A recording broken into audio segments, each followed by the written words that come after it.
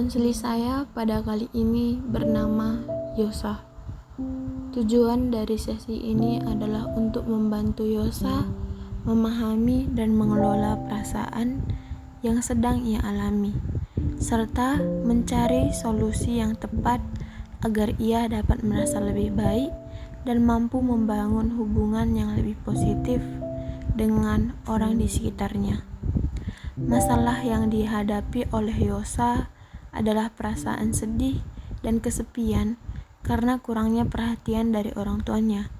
Ia merasa iri ketika melihat teman-temannya dijemput dan diberi kasih sayang oleh orang tua mereka, sementara dirinya sering sendirian di rumah karena ibunya sibuk bekerja dan ayahnya sudah meninggal dunia.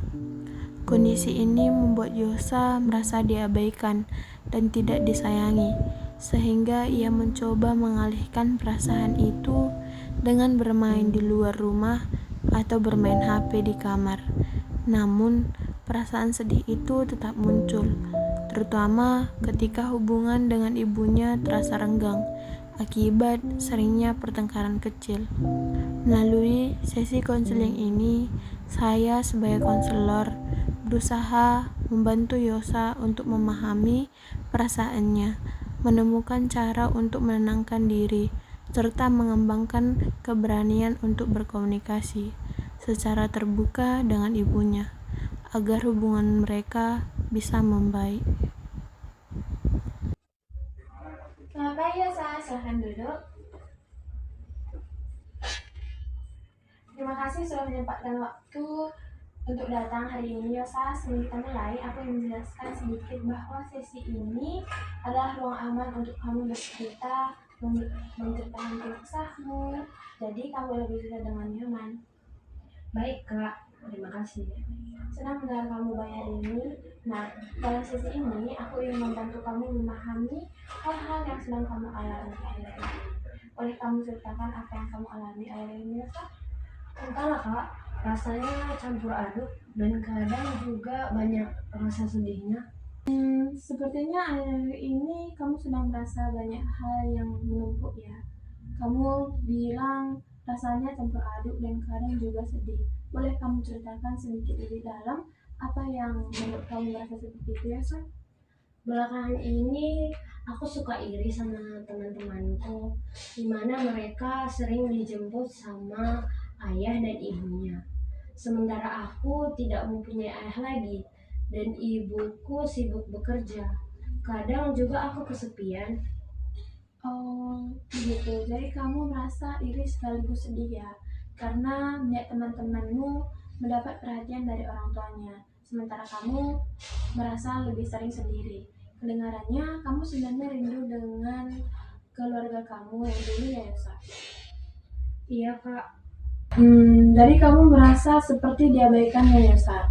Rasanya pasti nggak mudah ketika kamu tidak diperhatikan, tapi justru merasa sendiri. Apa yang biasanya kamu lakukan saat perasaan itu muncul? hanya bermain HP di kamar atau mungkin bermain di luar sama teman-teman aku Kak. Jadi biasanya kamu memilih untuk mengalihkan perasaan itu dengan bermain keluar atau bermain HP di kamar ya. Sepertinya itu jadi caramu untuk menenangkan diri saat merasa sendirian. Apakah itu membuatmu merasa sedikit lebih baik, Yosa?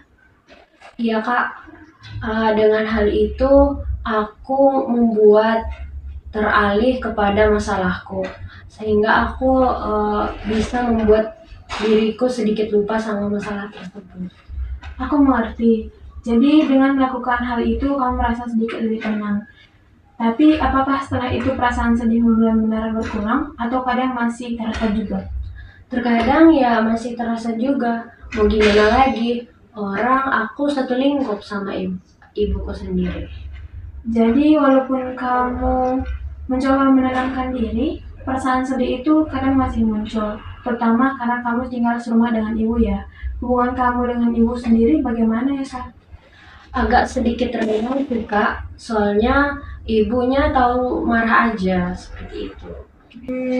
Kamu merasa hubunganmu dengan ibu agak renggang karena ibu sering marah-marah ya, Sa? Sepertinya itu membuat kamu merasa kesal dan sedikit kecewa. Biasanya hal apa yang membuat ibu marah? Mungkin karena saya sering menunda pekerjaan di rumah, Kak. Oh, jadi biasanya ibu marah karena kamu sering menunda pekerjaan rumah. Aku bisa paham itu bikin kamu kesal. Kalau menurut kamu, kenapa kamu kadang menunda pekerjaan rumah? Kadang ada aja rasa malas yang muncul tiba-tiba. Lalu ibu marah dan saya merasa nggak disayang aja gitu kalau ibu sering marah. Jadi ketika kamu merasa malas dan akhirnya menunda pekerjaan rumah, lalu ibu marah. Kamu malah merasa seperti nggak disayang ya. Aku bisa ngerti Yosa, pasti rasanya sedih banget. Kalau kamu ingin dimengerti, tapi malah dimarahi. Kalau ibu tidak marah atau mencoba ngobrol baik-baik, kamu kira kamu akan merasa lebih tenang nggak? Bahkan saya malah berharap banyak hal itu terjadi, Kak.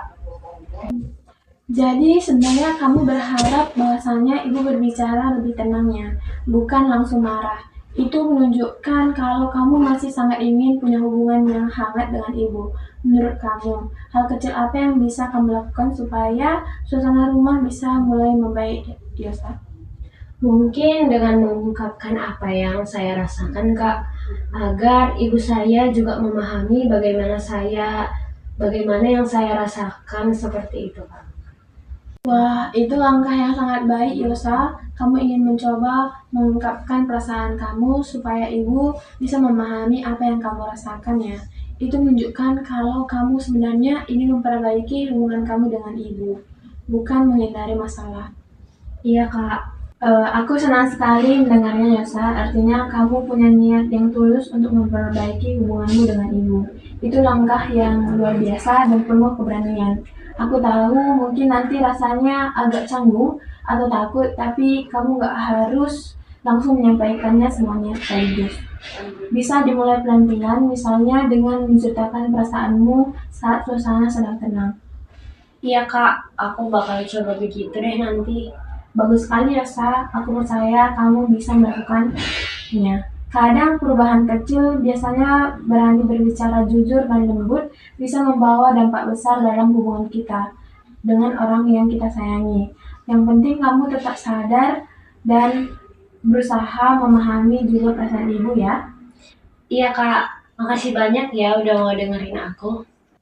Sama-sama Yosa, terima kasih juga sudah terbuka hari ini. Kamu telah melakukan hal yang sangat hebat hari ini dengan mencoba mencari cara untuk memperbaiki keadaan. Semoga setelah ini kamu bisa merasa lebih lega dan punya semangat baru untuk hubungan kalian dengan ibumu.